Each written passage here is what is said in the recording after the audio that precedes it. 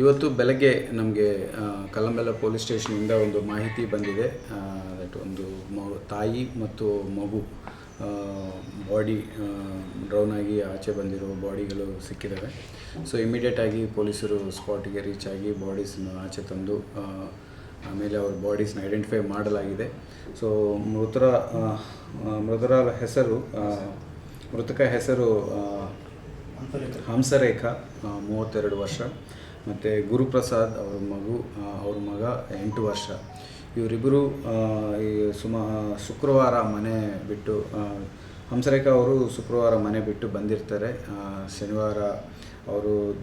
ಶನಿವಾರ ಹೋಗಿ ಕೆರೆಗೆ ಮಗುನ ಕರ್ಕೊಂಡು ಹೋಗಿ ಬಿದ್ದಿರುವುದು ನಮಗೆ ಕಂಡು ಬರ್ತಾ ಇದೆ. ಸೊ ಆದಿವಾರ ಯಾರೂ ನೋಡ್ಕೊಂಡಿರಲ್ಲ. ಸೊ ಮಂಡೇ ಮಾರ್ನಿಂಗ್ ಇವತ್ತು ನೋಡ್ಕೊಳ್ಳಲಾಗಿದೆ.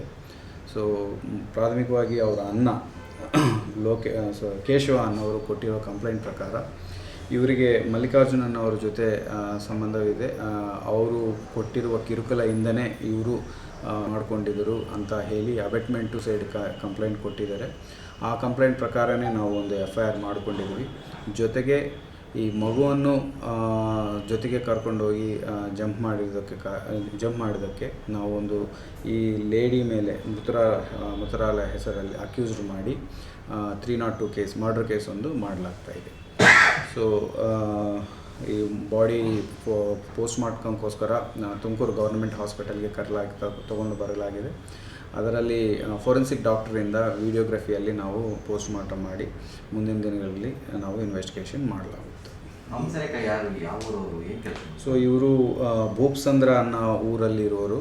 ಇವರು ಸೋರೆಗುಂಟ ಗೇಟಲ್ಲಿ ಒಂದು ಕೆಲಸ ಮಾಡ್ತಾರೆ, ಫ್ಯಾಕ್ಟ್ರಿಯಲ್ಲಿ. ಸೊ ಇವರು ದಿನ ಬೆಳಗ್ಗೆ ಹೋಗಿ ಸಾಯಂಕಾಲ ವಾಪಸ್ ಬರ್ತಾ ಇರ್ತಾರೆ. ಇವರು ಮೊದಲನೇ ಹಸ್ಬೆಂಡ್ ಒಂದು 3 ವರ್ಷ ಹಿಂದೆ ಡೆತ್ ಆಗಿರ್ತಾರೆ. ಅವ್ರ ಮೂಲಕನೇ ಇವರಿಗೆ ಇಬ್ಬರು ಗಂಡು ಮಗು ಆಗಿರ್ತಾರೆ. ಈಗ ಸದ್ಯಕ್ಕೆ ನಗೇಶ್ ಅನ್ನೋರು ಏನು ಡೆತ್ ಆಗಿದ್ದಾರೆ ಅವರು ಅಣ್ಣ ಲೋಕೇಶನ್ ಅವ್ರಿಗೇ ಇವರು ಮತ್ತೆ ವಾಪಸ್ 2ನೇ ಮಗು ಮಾಡಿಸಿರ್ತಾರೆ. ಇಷ್ಟು ವಿಚಾರಗಳು ತಿಳಿದು ಬಂದಿದ್ದಾವೆ. ಈಗ ಮುಂದಿನ ಇನ್ವೆಸ್ಟಿಗೇಷನಲ್ಲಿ ನಾವು ಮತ್ತೆ ಮಿಕ್ಕಿದ ಇನ್ವೆಸ್ಟಿಗೇಷನ್ ಮಾಡಲಾಗುತ್ತೆ. ಸೊ ಹಂಗಂತಾನೆ ನಮಗೆ ಕಂಪ್ಲೇಂಟ್ ಕೊಡಲಾಗಿದೆ. ಅದೇ ಹೆಸರಲ್ಲಿ ನಾವು ಒಂದು ಮಲ್ಲಿಕಾರ್ಜುನನ್ ಅವರ ಹೆಸರು ಮೇಲೆ ಇವರಿಗೆ ಕಿರುಕುಳ ಕೊಡ್ತಾ ಇದ್ರು ಅಂತ ಕಂಪ್ಲೇಂಟ್ ಕೊಡಲಾಗಿದೆ. ಸೊ ಅದರ ಪ್ರಕಾರನೇ ನಾವು ಕಂಪ್ಲೇಂಟ್ ತಗೊಂಡು ಇನ್ವೆಸ್ಟಿಗೇಷನಲ್ಲಿ ಅದೆಲ್ಲ ಅದು ನಾವು ರಿವೀಲ್ ಮಾಡೋಕ್ಕಾಗಲ್ಲ. ನಾವು ಇನ್ವೆಸ್ಟಿಗೇಷನಲ್ಲಿ ನಾವು ತಿಳ್ಕೊಂಡು ಏನು ಆಗುತ್ತೆ ಅನ್ನೋದು ನಾನು ಹೇಳಿ ಅವರ ಅಣ್ಣ ನಮಗೆ ಒಂದು ಕಂಪ್ಲೇಂಟ್ ಕೊಟ್ಟಿದ್ದಾರೆ. ಅದರ ಮೇಲೆ ನಾವು ಅಬೆಟಿಂಗ್ ಮತ್ತು ಈ ಲೇಡಿ ಮೇಲೆ ನಾವು ಮಗುನ ಸಾಯಿಸಿದ್ದಕ್ಕೆ ಮರ್ಡರ್ ಕೇಸ್ ಮಾಡಲಾಗುತ್ತೆ. ದೊಡ್ಡ ಮಗು ಬೇರೆ ಕಡೆ ಕೋರಾದಲ್ಲಿ ಹತ್ತಿರ ಒಂದು ಸ್ಕೂಲಲ್ಲಿ ಓದ್ತಾ ಇದ್ದಾನೆ. ಆಗಿರೋದ್ರಿಂದ ಆ ದಿನ ಇವರು ಮನೆಯಲ್ಲಿ ಇರಲಿಲ್ಲ ಅಂತ ನಮಗೆ ಮಾಹಿತಿ ಕಂಡು ಬರ್ತಾ ಇದೆ. ಮಿಸ್ಸಿಂಗ್ ಕೇಸ್ ಏನೂ ಆಗಿಲ್ಲ. ಬಟ್ ಅವರು ಫ್ರೆಂಡ್ ಮನೆಗೆ ಹೋಗ್ತಾ ಇದ್ದೀನಿ ಅಂತ ಹೇಳಿ ಶುಕ್ರವಾರ ಮನೆ ಬಿಟ್ಟು ಅವ್ರ ಒಂದು ದಿನ ಫ್ರೆಂಡ್ ಮನೆಯಲ್ಲಿ ಇದ್ದರು ಅಂತ.